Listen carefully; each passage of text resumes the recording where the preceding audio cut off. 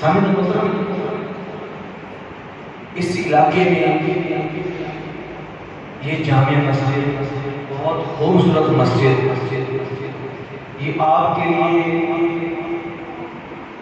آپ کو یہ مبارکباد دینا چاہتا ہوں کہ آپ کے علاقے میں اس طرح مسجد نہیں دیکھی۔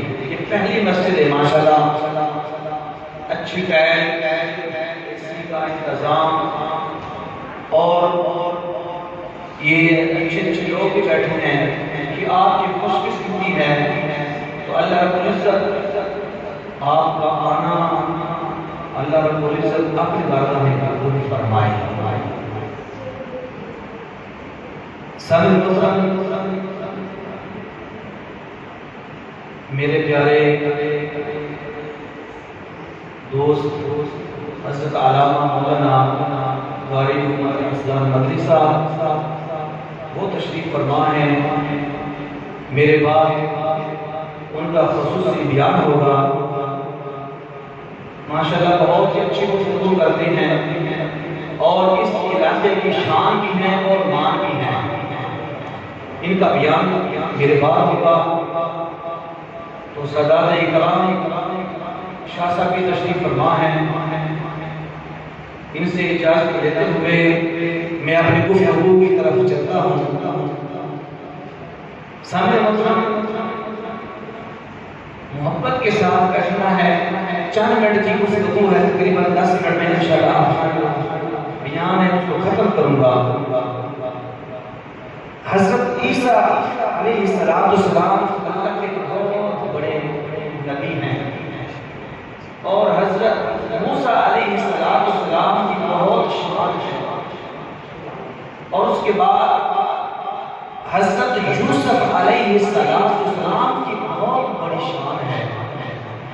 یہ بزرگ بیٹھے ہیں، آپ کو پتہ ہوگا حضرت یوسف علیہ السلام کے اوپر کس نے نظام لگایا تھا؟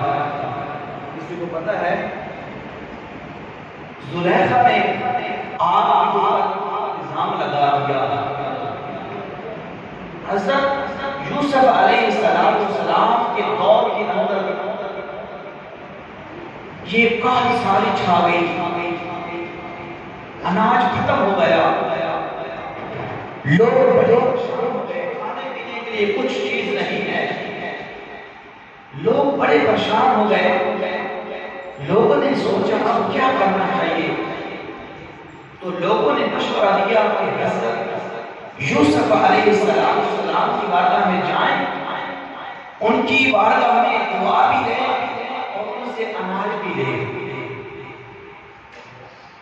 حضرت یوسف علیہ السلام کی بارگاہ میں کچھ لوگ پہنچے، المختصر حضرت یوسف علیہ السلام نے حکم فرمایا کہ لوگوں کو اعلان کر دو، لوگوں کو اعلان کر دو، ان کو بتا دو جس نے کھانے پینے کا جو سامان ہے وہ لینا ہے وہ میری بارگاہ میں آ جائے۔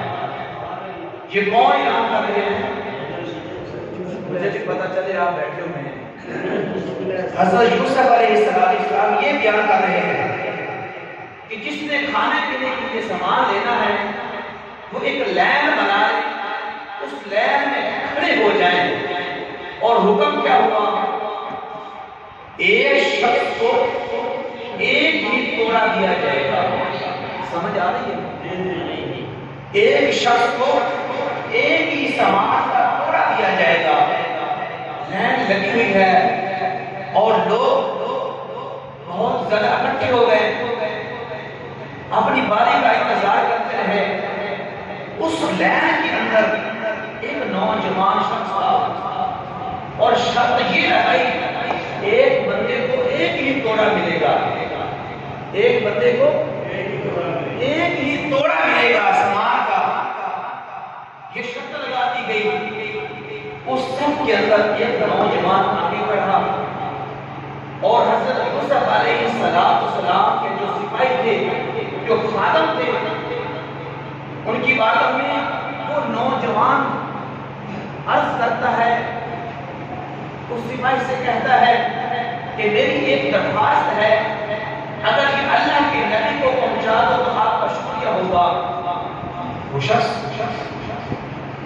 نے یہ بات کی تو آگے سے جو سپاہی پہنچے نے بولا کیا بات ہے؟ بات یہ ہے کہ جو اللہ کا نبی ہے حضرت یوسف علیہ السلام ان سے کہہ دو ایک نوجوان کا یہ اصرار ہے، وہ کہتا ہے میں نے ایک توڑا نہیں لینا بلکہ 2 توڑے لینے ہیں۔ لیکن حضرت یوسف علیہ السلام نے اعلان پہلے کر دیا تھا ایک ہی بندے کو ایک ہی توڑا ملے گا۔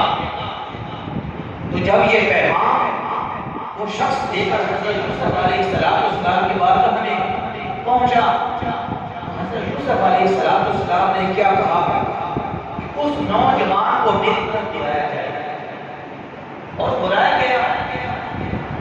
حضرت یوسف علیہ السلام کی بارگاہ میں وہ عرض کرتا ہے حضور میں یہ چاہتا ہوں آپ نے ایک توڑے کا اعلان کیا ہے، میں 2 توڑے لینا چاہتا ہوں۔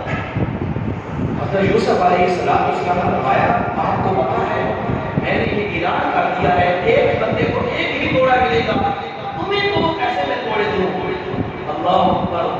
وہ شخص کہنے لگا مجھے یہ بتائیں کہ جس وقت آپ پر زلیخا کا جو الزام لگا تھا اس وقت جو گواہی دی تھی کس نے دی تھی؟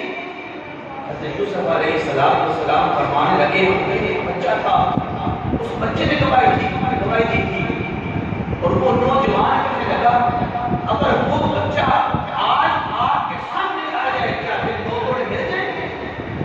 حضرت یوسف علیہ السلام نے کیا فرمایا ہاں 2 توڑے مل جائیں گے۔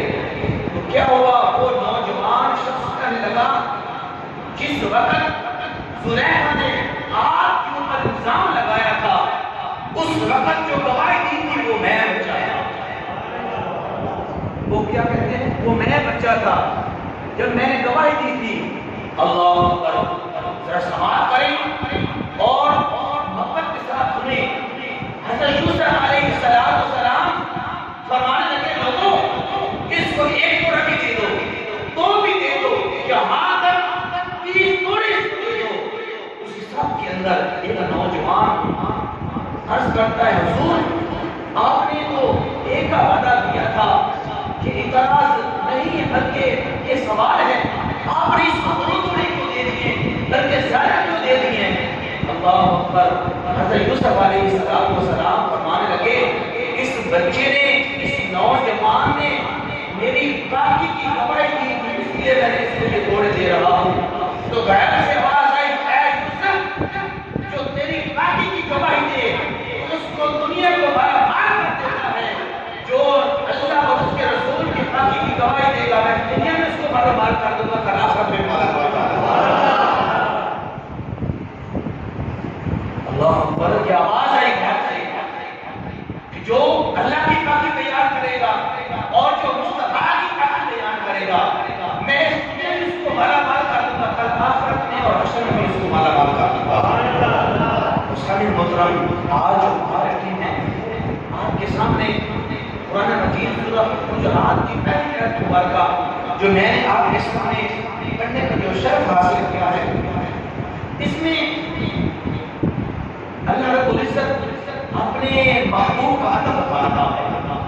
محبوب کا جو ادب ہے وہ اس آیت میں بتا رہا ہے، محبت اور ایمان اور جذبہ اس آیت کے اندر رکھ دیا ہے۔ اس آیت کا شان نزول سنیے۔ قربانی کر دی صحابہ کرام نے، کچھ لوگوں نے حضور علیہ السلام سے پہلے قربانی کر دی۔ قربانی کس کے لیے کی؟ اللہ کو راضی کرنے کے لیے۔ اس کو اللہ کو راضی کرنے کے لیے قربانی کا اہتمام کر دیا۔ حکم کیا ہوا؟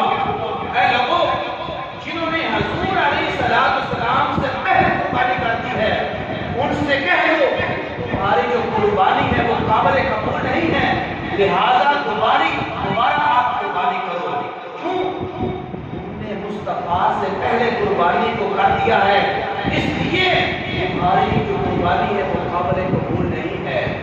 تو سامنے محترم ذرا سوچیں اور ذرا آپ دماغ کے ساتھ یہ سمجھیں کہ قربانی کس کے لیے اللہ کو راضی کرنے کے لیے. لیکن اللہ کیا فرما رہا ہے؟ اگر مجھے بھی راضی کرنا ہے تو پہلے مصطفیٰ کو راضی کرنا ہوگا. اگر مجھے راضی کرنا ہے تو پہلے مصطفیٰ کو راضی کرنا ہوگا. اگر تم مصطفیٰ کو چھوڑ کر میری بارگاہ میں آ جاؤ گے تمہاری قربانی یا تمہارے سجدے بھی قابل قبول نہیں ہوں گے. تو سامنے اس آیت مبارک کے اندر ادب بتایا جا رہا ہے کہ ادب کیسے کرنا ہے. حضور علیہ السلام سے محبت کیسے کرنی ہے, پیار کیسے کرنا ہے. قرآن مجید ہمیں یہ بتا رہا ہے کہ محبت کیسے کرنی ہے. سامنے محترم حضور علیہ السلام کے بہت بڑے پیارے صحابی حضرت ثابت بن قیس رضی اللہ تعالیٰ عنہ یہ کیا بہت محبت کرتے ہیں. لیکن ذرا سوچیں اور سمجھیں کہ نا کانوں سے کم سنتے تھے, کانوں سے کم سنتے تھے. حضور علیہ السلام کی بارگاہ میں جب بھی آتے اونچی آواز میں بولتے, اونچی آواز میں بولتے. یہ اونچی آواز میں بولنا مولا کریم کو یہ پسند نہیں آیا. اس وقت اللہ رب العزت نے قرآن مجید کو اتار دیا, یا ایھا الذین آمنوا لا ترفعوا اصواتکم فوق صوت النبی. اے ایمان والو اپنی آوازوں کو پست رکھو نبی کریم صلی اللہ علیہ وآلہ وسلم کی آوازوں سے اپنی آوازوں کو بلند نہ کرو. یہ اس وقت کی آیت اب نازل ہو گئی. 3 دن ہو گئے کہ حضرت ثابت بن قیس گھر میں روتے رہے. حضور علیہ السلام نے پوچھا ہے میرے صحابہ ثابت بن قیس نہیں آ رہے, وہ کہاں چلے گئے؟ اللہ اکبر. جب صحابہ کرام نے عرض کی حضور وہ گھر میں ہیں اور سارا قطار ہو رہے ہیں, حضور علیہ السلام نے کیا خوب فرمایا, صحابہ سے فرمایا اس کو بلاؤ. جب بلایا گیا اور پوچھا اے میرے صحابی کیا تو میرے پاس کیوں نہیں آتا؟ وہ کیا عرض کرتے ہیں اے میرے حضور, اے اللہ کے نبی, اور مجھے یہ غم لے کر بیٹھ گیا ہے کہ میں یہ سوچتا ہوں جو یہ قرآن پاک کی آیت ہے میں کانوں سے کم سنتا ہوں, آپ کی باتوں میں زیادہ اونچا بولتا ہوں. مجھے یہ فکر ہے کہ یہ آیت میرے بارے میں کی ہے. اللہ اکبر. وہ جب آتا ہے حضور علیہ السلام کے قدموں میں گر جاتا ہے. آقا کریم کیا کرتی ہیں, اس کو اٹھاتی ہیں اور فرماتے ہیں اے ثابت بن قیس اٹھ میرے سینے کے ساتھ لگ جا. یہ کس کو کہہ رہے ہیں؟ حضور علیہ السلام کیا کہا؟ ثابت کو کہہ رہے ہیں اے ثابت اٹھ میرے سینے کے ساتھ لگ جا. اور ساتھ کیا فرمایا اے ثابت 3 بشارتیں میں آپ کو دیتا ہوں. پہلی بشارت کیا دی؟ پہلی بشارت یہ دی اے ثابت اللہ رب العزت تمہیں جو زندگی دے گا وہ تمہاری زندگی دے گا. یہ مقام دیکھیں حضرت ثابت یہ مقام مل رہا ہے. کوئی جنگ جیت کے نہیں آئے, کوئی اور بڑا کام کر کے نہیں آئے, بلکہ مصطفیٰ ادب کیا ہے, ادب کی وجہ سے کیا پہلا مقام کیا ملا. حضور علیہ السلام نے کیا فرمایا اے ثابت اٹھ میرے سینے کے ساتھ لگ جا.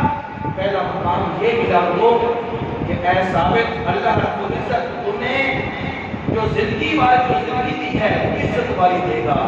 اور دوسری جو فرمایا اے ثابت اللہ رب العزت تمہیں جب موت دے گا شہادت والی موت عطا فرمائے گا.